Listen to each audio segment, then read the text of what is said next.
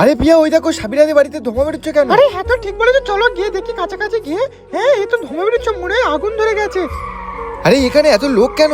হ্যাঁ কি হয়েছে বিষয়টা দেখতে হবে। সানিয়া, এখানে এত লোক কেন আর কি বাড়িতে ধোঁয়া বেরোচ্ছে? হ্যাঁ আমিও তো তাই দেখছি, বাড়িতে ধোঁয়া বেরোচ্ছে, মনে হয় আগুন টাগুন ধরে গেছে মনে হয় বাড়ি। না হলে আবার কিসের ধোঁয়া বেরোবে? বাড়িতে এরকম ধোঁয়া বেরোচ্ছে মনে হয় আগুন ধরে গেছে বা গ্যাসে। হ্যাঁ কি বলছো? গ্যাসে আগুন ধরে গেছে? আমাকে এক্ষুনি যেতে হবে, ছেড়ে দাও আমাকে। না তোমাকে আমি যেতে দেবো আরে না। ছাড়ো তো, লোকে আগুন ধরে গেছে আর আমাকে যেতে দেবে না। এই দেখি, হটে যাও হটে যাও। দাদা কেউ আছো বাড়িতে? দেখি এই জানালাতে দিয়ে দেখতে হবে এখানে কে আছে বাড়ির মধ্যে। ও হ্যাঁ, এখানে তো একটা মেয়ে। কে আছো বাঁচা? আরে দিদি এক্ষুনি আসি। এই ভাইরা তোমরা আমার সাথে এসো, সেই দরজাটা ঠেলতে হবে, ঠিক আছে? সবাই মিলে একসাথে ঠেলবো তবে দরজাটা ভাঙবে। ইয়া